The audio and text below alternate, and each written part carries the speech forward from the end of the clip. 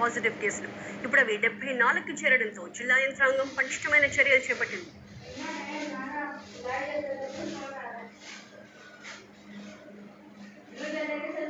Live లో join అవుతున్నారు మా ప్రతినిధి నాగ్. ఎటువంటి ప్రత్యేకమైన చర్యలు ఇటువంటి పరిస్థితుల్లో అక్కడ అవసరంగా కనిపిస్తోంది? కొద్దిసేపటి క్రితం రాష్ట్ర ప్రభుత్వం కూడా బ్రీఫ్ చేసింది ఎటువంటి చర్యలు ఇకపై తాము తీసుకోబోతున్నామని. ఆ రాష్ట్రం, ఆ జిల్లాలో ప్రత్యేకించి ఎటువంటి చర్యలు తీసుకునే అవకాశాలు కనిపిస్తున్నాయి?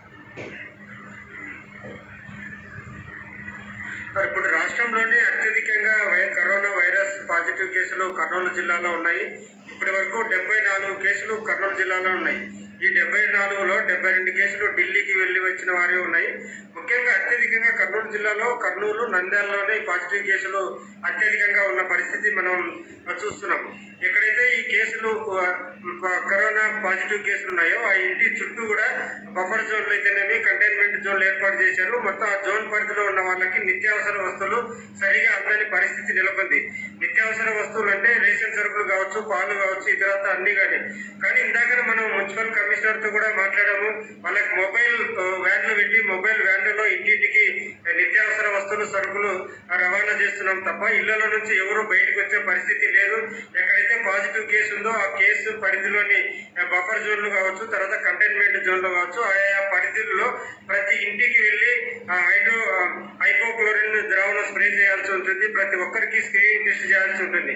కానీ ఆ స్థాయిలో పూర్తిగా ఫుల్ఫ్లెడ్జ్డ్ గా అధికారులు చేయడం లేదనేది ఒకటి ఉంది. ముఖ్యంగా కర్నూలు, నంద్యాలలో, కర్నూలు కంటే నంద్యాలలోనే ఎక్కువ కేసులు, పాజిటివ్ కేసులు నమోదైన పరిస్థితి కనిపిస్తుంది. కర్నూలు నగరం కంటే, కర్నూలు నగరం 6 లక్షల జనాభా ఉంది.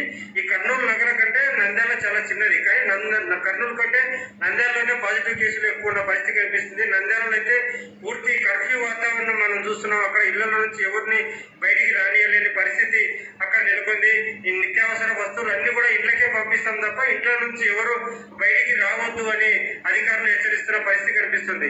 ఒక కర్నూలు, నంద్యాలలోనే కాకుండా ఆత్మకూరు, బలిగాన్పల్లె, పాణ్యం, కోడుమూరు, సిరివెల్ల తదితర చోట్ల కూడా పాజిటివ్ కేసులు అత్యధికంగా ఉన్నాయి. మరి ఇదల్లా చూస్తే ఈ పరిస్థితి ఇలా ఉంటే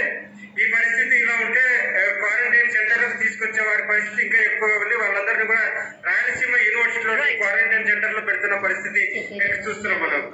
ఇది కర్నూలు నుంచి తాజా పరిస్థితి. రైట్. ఓవరాల్ గా ఏపీలో కరోనా